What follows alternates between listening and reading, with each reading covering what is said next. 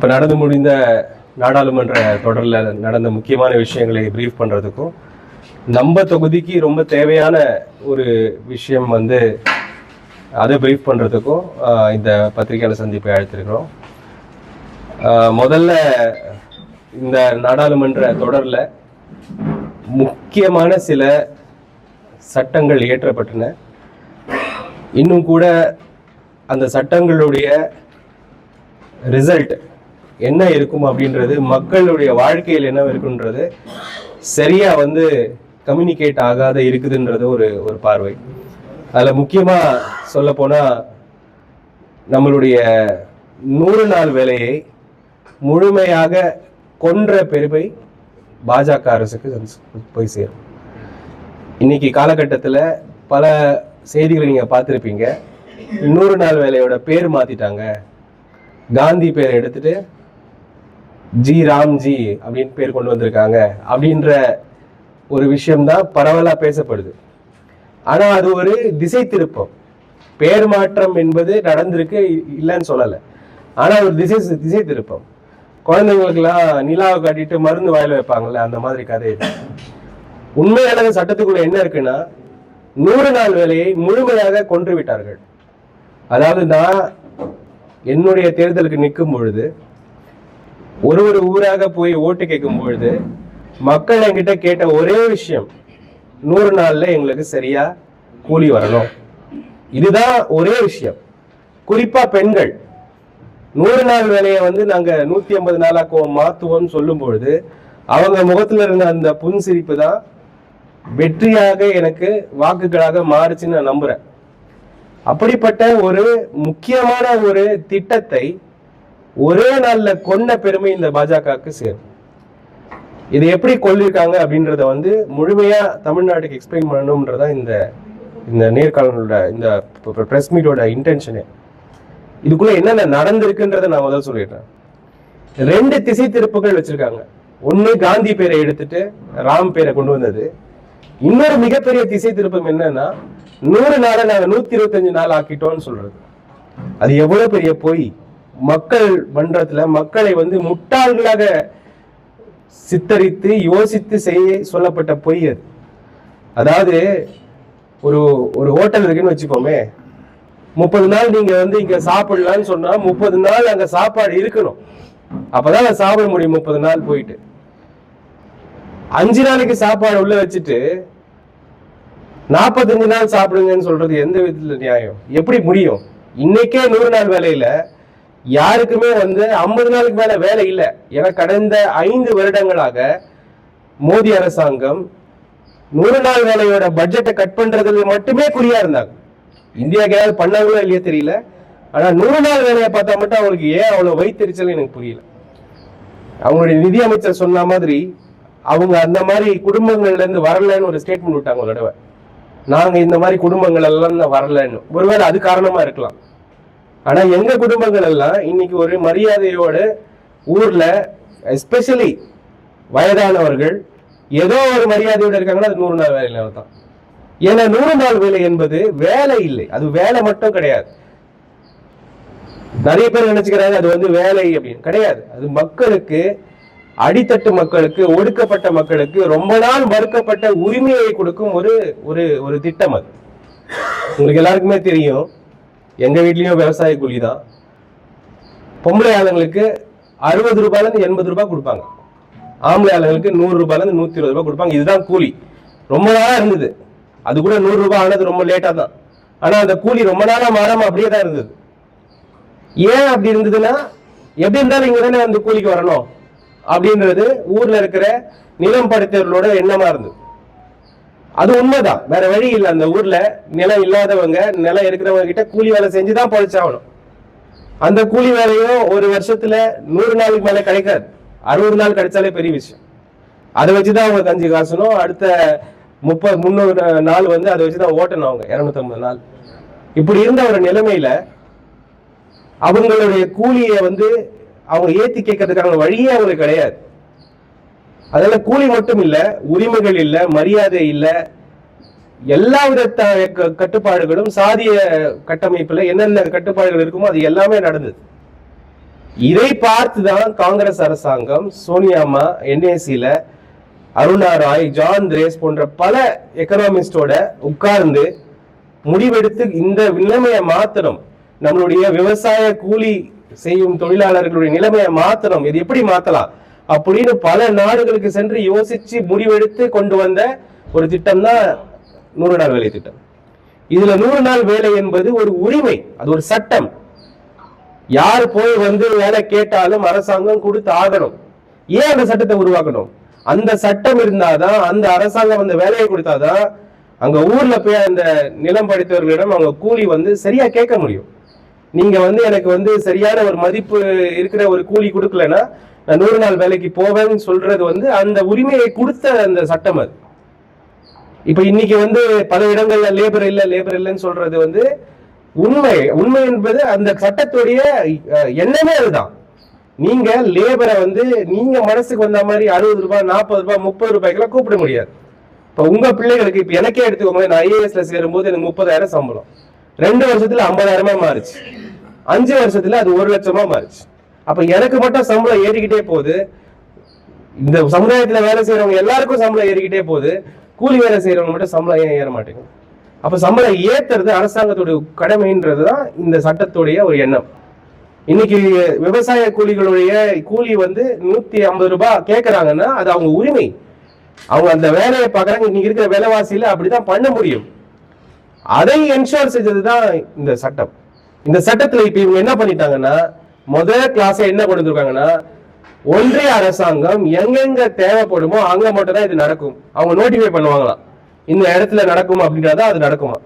அப்போ தமிழ்நாட்டுல திருவள்ளூர் இல்ல அப்படின்னு சொல்லிட்டாங்கன்னா இல்ல, இதை புரிஞ்சுக்கோங்க. எல்லாரும் இன்னும் 125 நாள் சொல்றாங்க.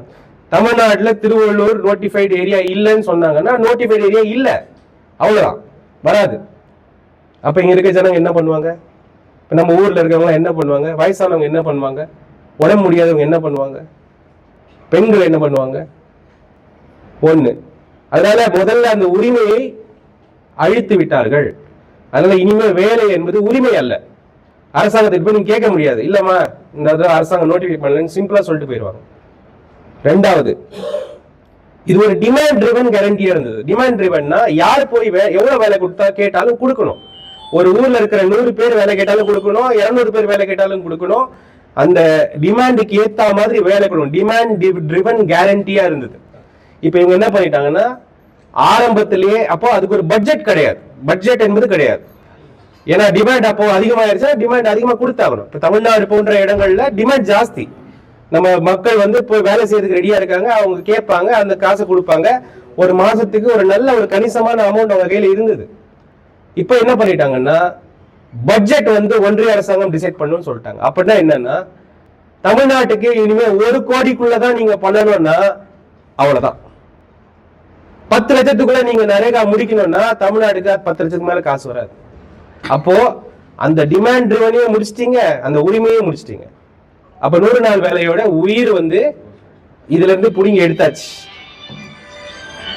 இதுல 125 நாள் நாங்க கொடுக்கணும்னு பொய் சொல்றீங்கல்ல மக்கள் கிட்ட, இதை எப்படி உங்களால பண்ண முடியுது? நீங்க யார்கிட்ட வேணா பண்ணிக்கோங்க. இவங்க அடித்தளத்துல இருக்கிற ஒடுக்கப்பட்ட மக்கள் கிட்ட பொய் சொல்றதுக்கு உங்களுக்கு எப்படி ஒரு மனசு வருதுன்றத எனக்கு புரியல. மூன்றாவது முக்கியமான விஷயம், ரொம்ப ரொம்ப முக்கியமான விஷயம், நீங்க வயிற்றுல கூட அடிக்கலாம். ஒருத்தருடைய உரிமையிலும் ஒருத்தருடைய மரியாதையிலும் நீங்க அடிக்கிறது எவ்வளவு ஒரு மோசம். இந்த ஆக்ட்ல என்ன கொண்டு இருக்காங்கன்னா, எப்ப விவசாயம் நடக்குமோ 60 நாள் அப்ப அங்க 100 நாள் வேலை நடக்காதான். அதாவது பிளாக் அவுட் டே அப்படின்னா 60 நாள் பிளாக் அவுட் பண்ணிடுவாங்க. அப்ப நீங்க என்னதான் பண்றீங்க? பிளாக் அவுட் பண்ணிட்டா என்ன, மறுபடியும் போய் அவங்க கிட்ட நிக்கணும்.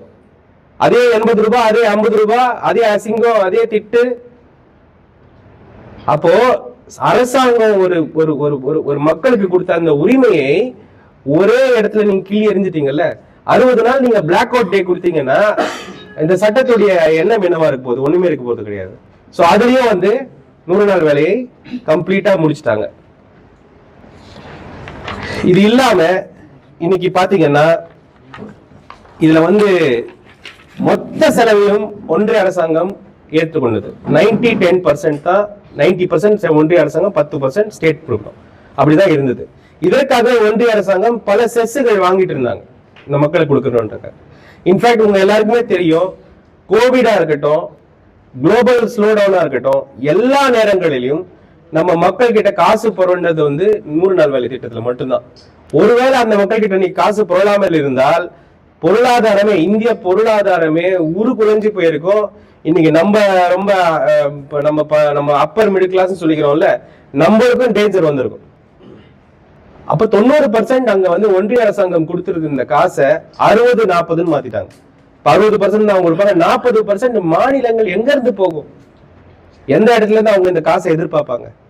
அவங்களுக்கு தனியா வரி போடுறதுக்கு உரிமைகள் கிடையாது. போடுற வரியெல்லாம் நீங்க எடுத்துக்கிறீங்க.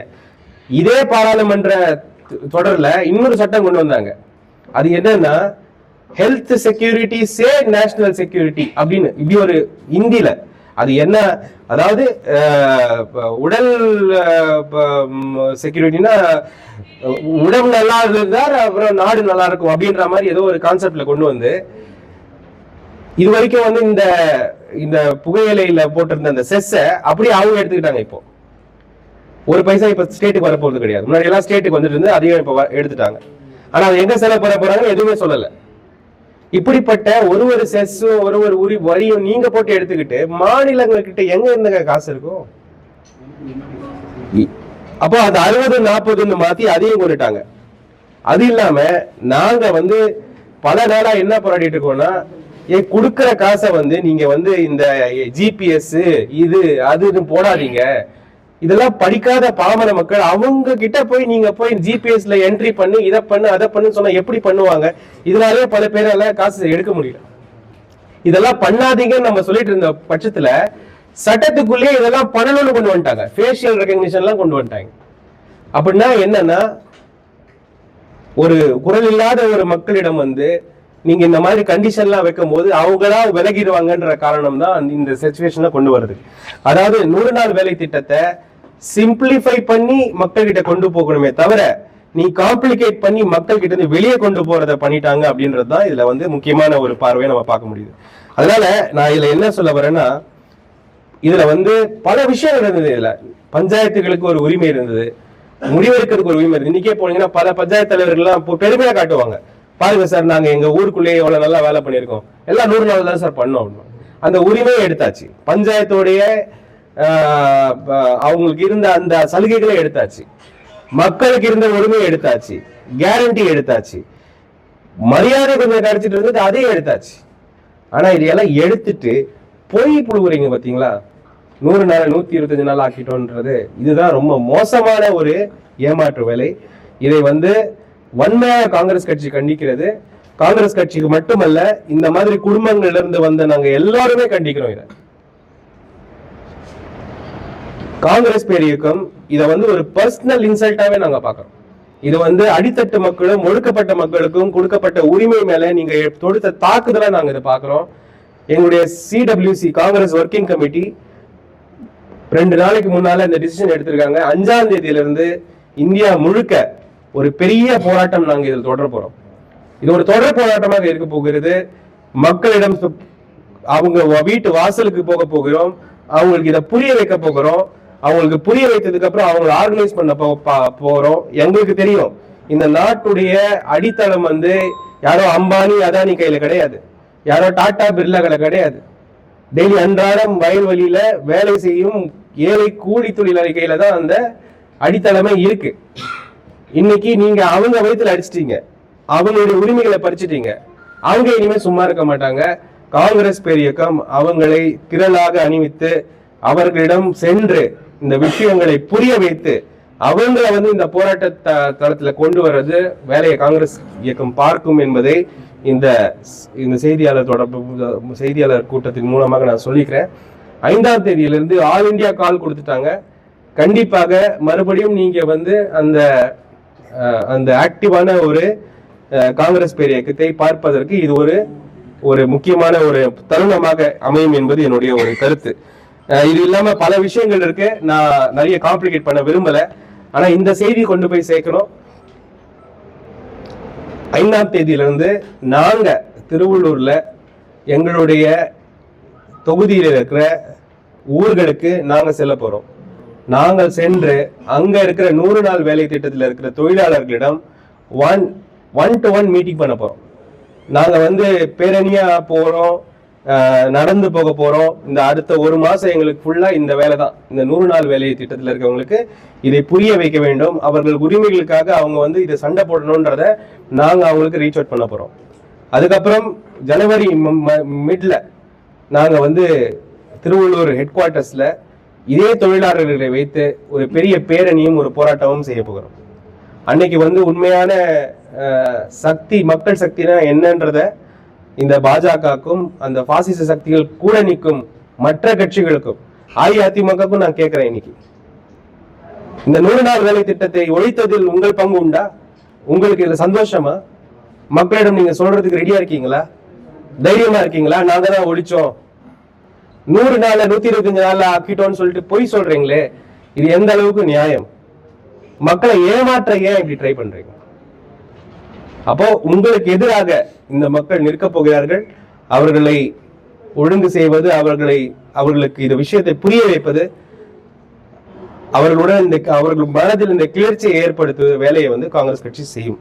இது வந்து காங்கிரஸ் கட்சி எங்களுக்கு நடந்த ஒரு பர்சனல் இன்சல்ட்டா நாங்க இந்த விஷயத்த பாக்குறோம்.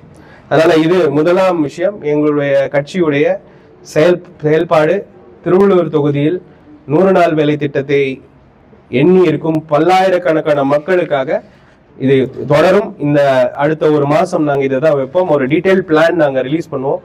நாங்க மோஸ்ட்லி நடைப்பயணமாக எல்லா பக்கமும் போவோம், அங்கங்க பேசுவோம், அங்கிருந்து அடுத்த ஊருக்கு போவோம், அங்க பேசுவோம், அடுத்த ஊருக்கு போவோம், இவரோட பேசுவோம். ஜனவரி மிட்ல நாங்க வந்து ஒரு பெரிய பேரணியும் ஒரு பெரிய போராட்டமும் திருவள்ளூர் ஹெட் குவார்ட்டர்ஸ்ல செய்வோம்.